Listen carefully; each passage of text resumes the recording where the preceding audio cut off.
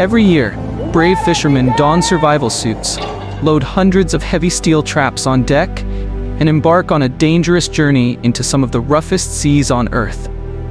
All of this effort for a crustacean no bigger than 2 hands. From the dark ocean floor to the brightly lit market shelves, the journey of the snow crab is nothing short of extreme. And today, we're going to dive into a world of cold waters, giant machines, strict rules, survival skills, and the addictive taste of sweet white crab meat. Welcome to the supergiant snow crab harvest, where America wrestles with the frozen ocean to deliver millions of crabs to dinner tables around the world. Before we dive in, make sure to like this video, subscribe, and hit the bell icon so you won't miss any of our mind-blowing documentaries that take you inside Earth's toughest industries.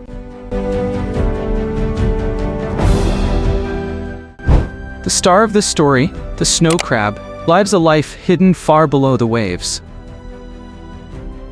They inhabit cold waters, crawling over muddy and sandy bottoms at depths of 200 to 700 feet. Their scientific name, Chianoacetes opilio, literally means snow dweller. A perfect title for an animal that survives where the water temperature barely reaches freezing. Small spindly legs, a spiky shell, yet these crabs are perfectly adapted to deep and frigid conditions. They can live more than a decade, growing slowly through multiple molting cycles, shedding their old shell and forming a new, bigger one.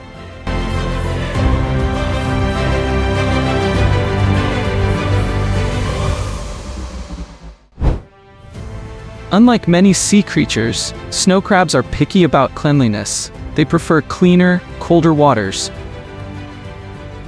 When ocean temperatures rise or pollutants spread, they retreat deeper or decline in number.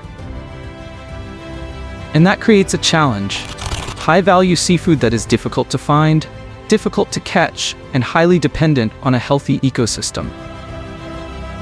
Snow crab fishing in Alaska dates back nearly a century, but it exploded into a major industry after the 1970s.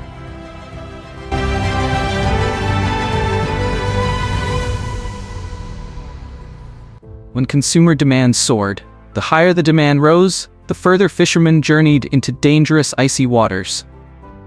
Competition became intense. Dozens of boats rushed to catch as much as possible before the season closed. The result was chaos, overfishing, and tragically, lost lives. So the US government stepped in. Today, one of the most strictly regulated fisheries in the world protects snow crab stocks. Quotas limit how much can be harvested. Fishing seasons are short. Only males above a minimum size can be kept.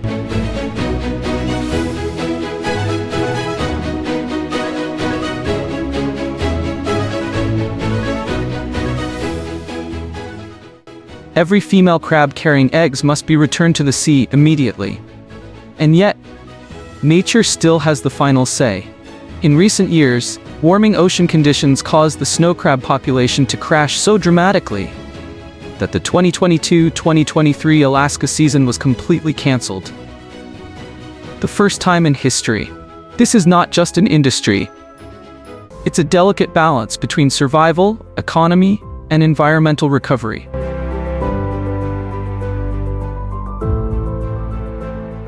The journey begins at port. Crews inspect their vessel, massive steel boats designed to face brutal weather. Once the captain receives quota permits, the boat leaves harbor and heads toward the Bering Sea. Out there, survival gear isn't optional. Waves can reach 40 feet, decks become slippery with ice, and a mistake can cost a life. When they reach the fishing grounds, the crew begins setting the gear, dropping long lines of pots onto the sea floor. Each pot sinks carefully, guided by rope leading to surface buoys. And then they wait, hours. Sometimes an entire night. Because snow crabs don't rush into traps, they crawl, explore, follow scent, slowly.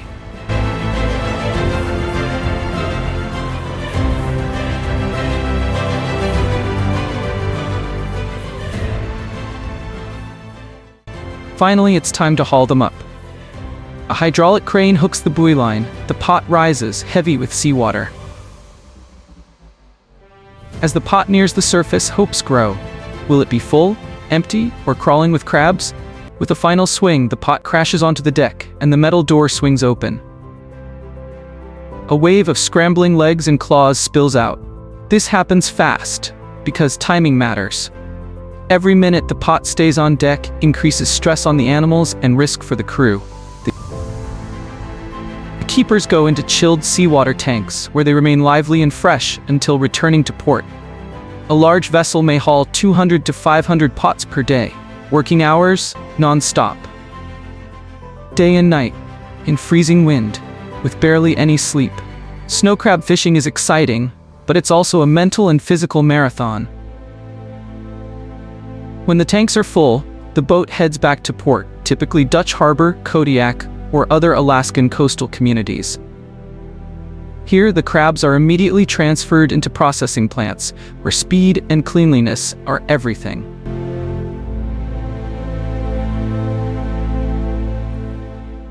In just 48 to 72 hours, a crab that was crawling in darkness may be arriving on a dinner plate thousands of miles away.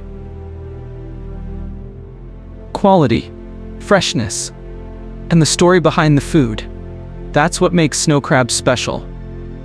Snow crab isn't just delicious, it's symbolic of luxury. Prices skyrocket with scarcity, and because quotas remain low to allow population recovery, snow crab becomes even more precious. There's another factor, labor plus danger. The fleet works in one of the most hazardous jobs on Earth. Extreme cold, unpredictable storms, heavy machinery. This high-risk profession is reflected in the final price. Few industries demand so much just for one tasty meal.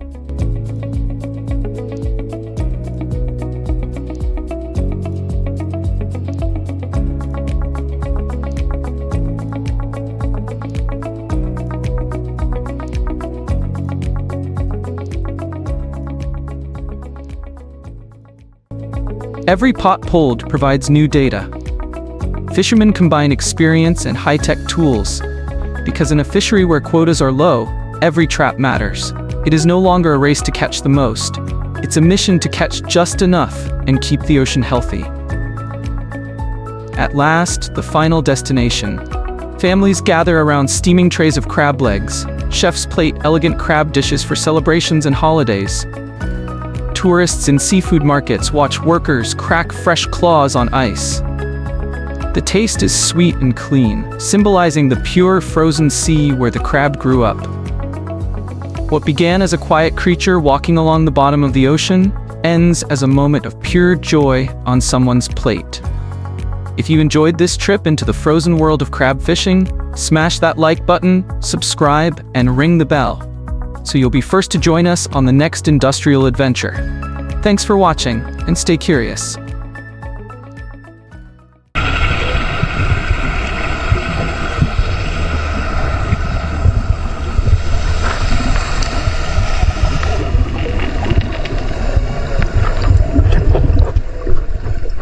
Thank the Lord. It feels good, my friend. Bait fishing started out real slow, but it's picking up. Look at that. Nice pull. Wow. Sardines, tiny but mighty. Packed with protein, omega-3s, and flavor, these small fish are consumed by billions of people around the world. But how do oceans full of wild sardines become neatly packed cans on grocery store shelves? From massive fishing fleets to high-tech mega factories, this is the incredible journey of sardines. Scaled, sorted, steamed, and sealed. We uncover the hidden stories behind the world's biggest industries, one video at a time. So hit that subscribe button, turn on notifications, and let's explore the machinery, the people, and the innovation powering our modern world. Now let's begin the incredible journey of the supergiant sardine industry. Sardines are one of the most consumed fish in the world. Small, oily, and abundant, they thrive in cold and temperate waters, especially in the Pacific and Atlantic Oceans, as well as the Mediterranean Sea. Countries like Morocco, Portugal, the Philippines, and Peru are among the biggest players in the sardine industry. Globally, over 4 million tons of sardines are harvested annually. They're known for their nutritional density, low mercury levels, and long shelf life when canned, making them ideal for both local markets and international export. But to keep up with global demand, sardine production must operate on an industrial scale.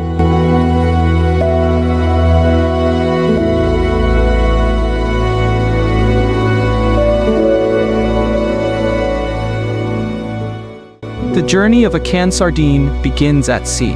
Fishing fleets operate in sardine-rich zones using purse seine nets, large, circular nets that can encircle entire schools of fish. Once sonar locates a dense sardine school, the net is deployed. The bottom is then drawn closed like a drawstring bag, trapping thousands, sometimes up to 200 tons of sardines in a single haul. The fish are pumped on board using vacuum suction hoses, rapidly transferring them into refrigerated sea tanks to preserve freshness. Time is critical. Sardines begin deteriorating quickly after death. That's why industrial vessels are equipped to transport and chill the catch immediately. Some large boats even process sardines on board to save time. But in most cases, the fresh fish are offloaded at port and delivered to nearby processing plants within hours.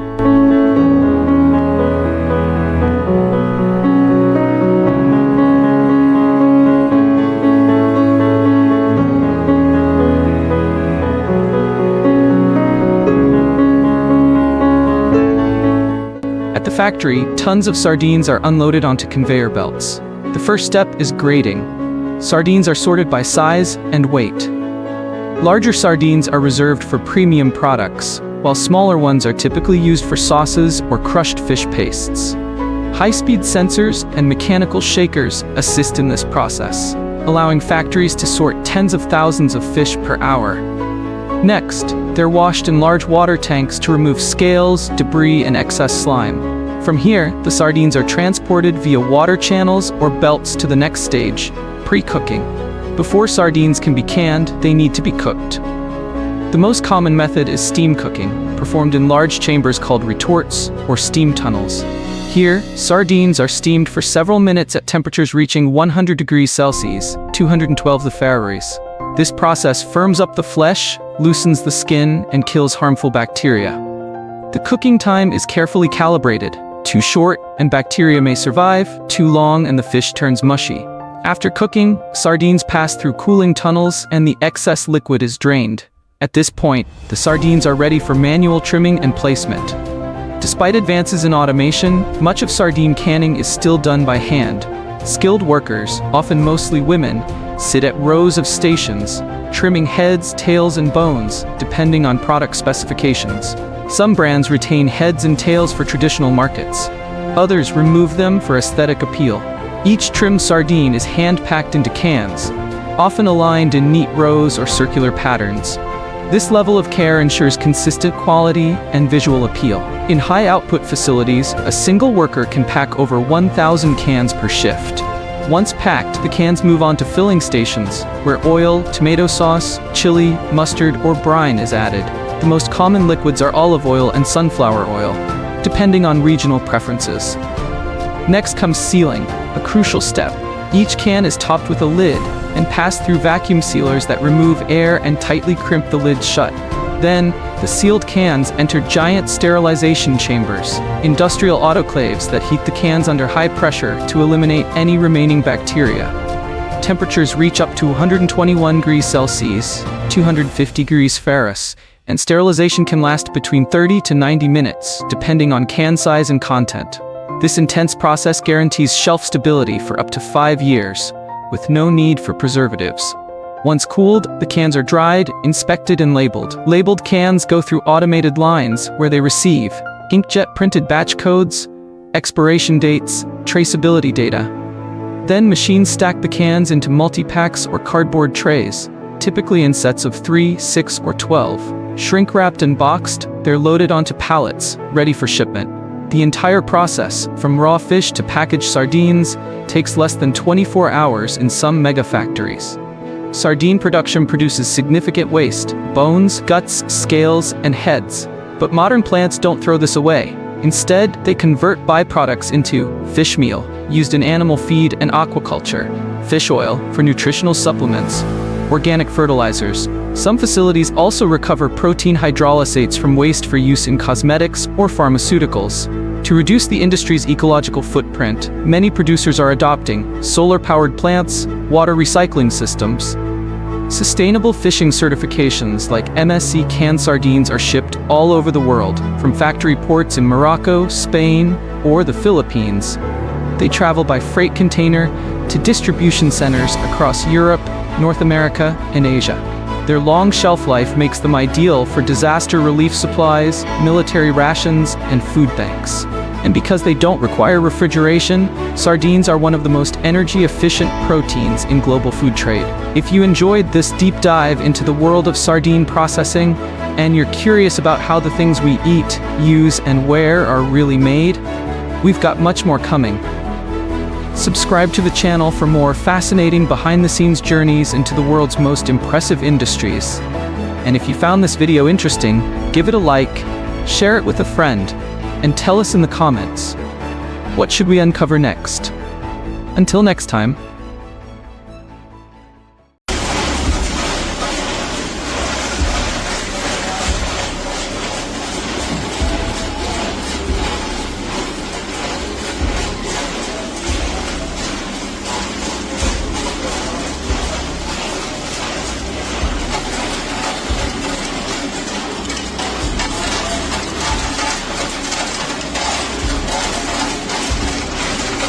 Millions upon millions of clams, tiny hard-shelled filter feeders, are grown, harvested, collected, sorted, and shipped to restaurants, seafood markets, and processing plants across the nation. Their journey begins months, even years, earlier in hatcheries, tidal flats, underwater farms, and wild ocean embeds where specialized boats and crews work non-stop. Today, we're stepping inside the supergiant clam harvest, where America collects, farms, filters, washes, and processes millions of clams every single year in a mind-blowing system that few people ever get to see. But before we dive into the sand and salt water, don't forget to like, subscribe, and turn on the bell, because this is one giant harvest hidden beneath the waves.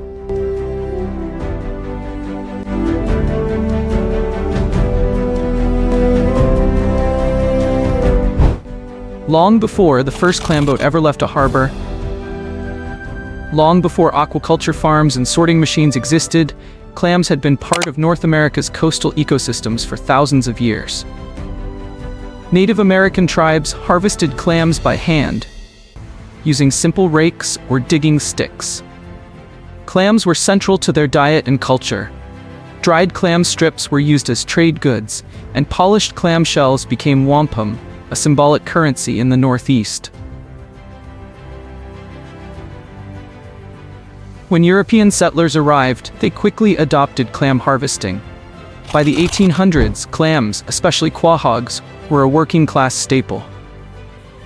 Clam chowder became a signature American dish. Clam bakes became community traditions. And cities like Boston, New York, and Providence built booming seafood markets around shellfish. But the demand for clams grew so fast that wild beds couldn't keep up. By the early 1900s, overharvesting threatened natural populations. This sparked one of the biggest transformations in American seafood history, the birth of clam aquaculture.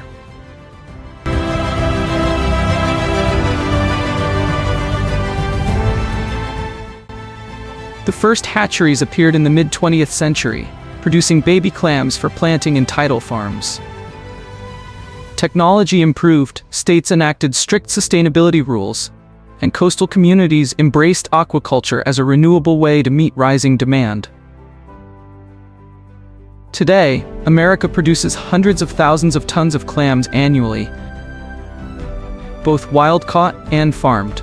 The modern industry combines ancient techniques with cutting-edge engineering, making clams not just a food source, but a symbol of sustainable coastal farming. And every clam begins with the same step: the hatchery. Healthy adult clams selected for size, disease resistance, and fast growth. They're placed in controlled temperature tanks and gently encouraged to spawn. When conditions are perfect, right temperature, right light, right nutrition, the clams release clouds of eggs and sperm into the water. Fertilized eggs turn into free-swimming larvae within hours. Each larva is smaller than a grain of dust, nearly invisible without a microscope. Over the next 10 to 14 days, these larvae develop tiny shells and begin feeding on phytoplankton grown on site. Every variable affects survival. Once the larvae grow into seed clams about the size of a sand grain, they're transferred into nursery systems. Floating upwelling units, mesh trays, or shallow tanks allow them to grow larger and stronger.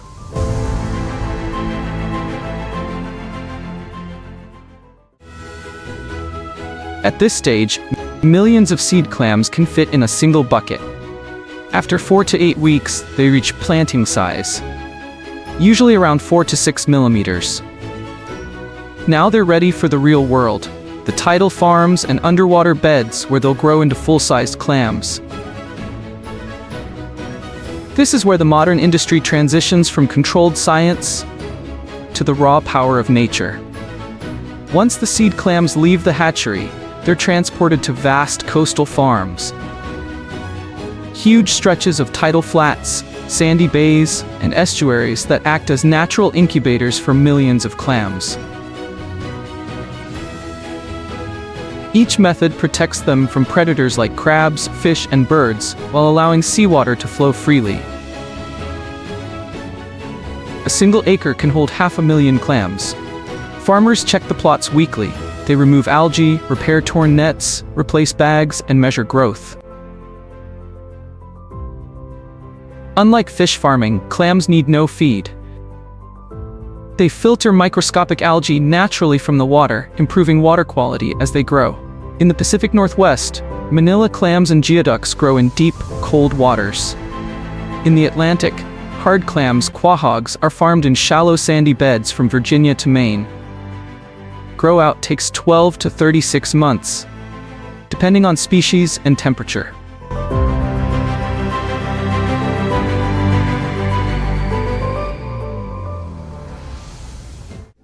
During storms, tides can bury clams under sand, so farmers must constantly adjust the beds and rescue plots washed out by waves. Now comes the most dramatic part of the industry, the harvest. On tidal farms, harvest is more hands-on. Workers walk across the exposed flats, lifting mesh bags or pulling up nets. The clams pour out like pebbles, rattling into buckets and baskets. Mechanical harvesters, small tracked vehicles with vibrating rakes, move across the sand, sifting and scooping clams into hoppers. A single crew of 6 to 8 workers can harvest 15,000 to 30,000 clams per day. The clams are loaded into totes and lifted onto boats or trucks at the water's edge. Farmed clams are usually cleaner and more uniform than wild ones, making them ideal for high-end restaurants and raw bars. But whether wild or farmed, the clams now head to their next destination, the processing plant. Processing plants are the final gateway before clams reach consumers. Here, thousands of pounds of clams move through a system designed for speed, sanitation, and precision. First, clams go through purging tanks, where they sit in clean seawater or UV-treated saltwater for 12 to 48 hours. This allows them to expel sand and impurities naturally. Next, they move into stainless steel washing drums, tumbling constantly while being sprayed with high-pressure water. This removes mud, debris, and algae. Clams are then graded by size. Conveyor belts vibrate, separating little necks from cherry stones from chowder clams. This tracking system is required by U.S. law to ensure food safety. From here, they head to cold storage, trucks, and distribution centers. Within 24 to 72 hours, the clams that were harvested from tidal flats can appear in supermarkets thousands of miles away.